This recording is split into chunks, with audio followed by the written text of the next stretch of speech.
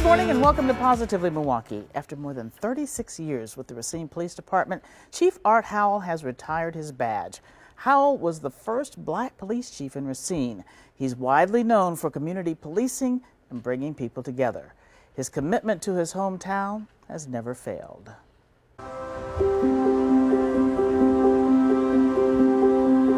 This drive-by parade for a man many call a local treasure, saluting the retirement of Racine Police Chief Art Howell.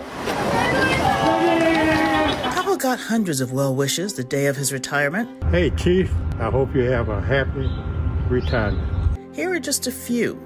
From Mayor Corey Mason, the chief treats everyone with dignity. He gets things done by building partnerships, and he's earned the trust of the community.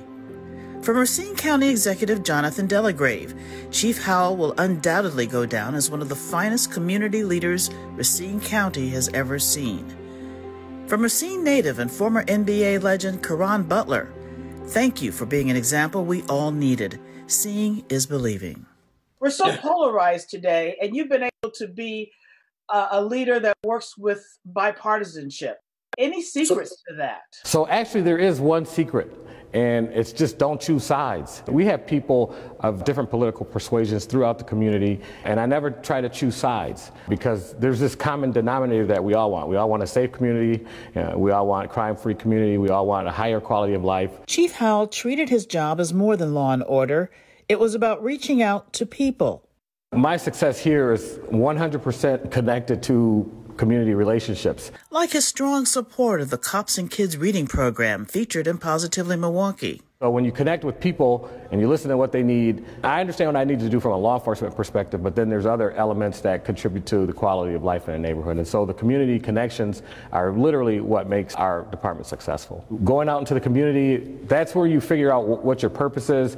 And if you listen to people, they'll tell you what they need. And we all know that we want to diminish crime and reduce crime. But there's other issues, quality of life issues, that determine how a neighborhood will function and how it will flourish or not flourish. Ironically, Arthel Howell's nickname was Chief long before he became one.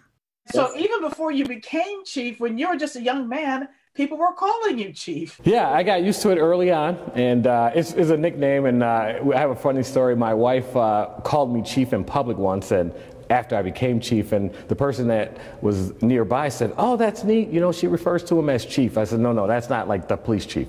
That's just my nickname." Howell is the son of sharecroppers born in Mississippi. He's one of 6 children, and he's thankful for the values his parents taught him. I asked him, what would he say to his father today? I would first thank him for just the structure, discipline, leaving a safe space where he was to come for a better place for his children. I had yet to be born when they came up here, but you know, I'm the manifestation of why they came. Men from the South weren't very emotional, right? And so, but he told me that he was very proud of me and that he loved me, and this is something that you don't always hear. Sometimes people will show you that they love you, but they don't always say it. And he was one of the type of people that didn't always say it, but he said it when I was appointed as sergeant. His mother still lives in Racine. They text a lot. She just keeps me grounded because, like, at her house, I'm not the chief. I'm just like the little chief. That has nothing to do with politics or, so she keeps me humble on a regular basis by letting me know where I came from, and so it's hard to get the big head around her. It's not possible. Chief Howell knows he's the sum of past sacrifices from his parents' generation. My struggle coming through the department for 36 years, and it's nothing to be compared with the struggle of 40s, 50s, 60s as a person of color. And so he was able to persevere through that and do so and still maintain a positive attitude. And that's how we learn, you know, how to be successful. Howell tells me he kept his composure during his send-off, but one moment was tough when the family of John Hetland showed up.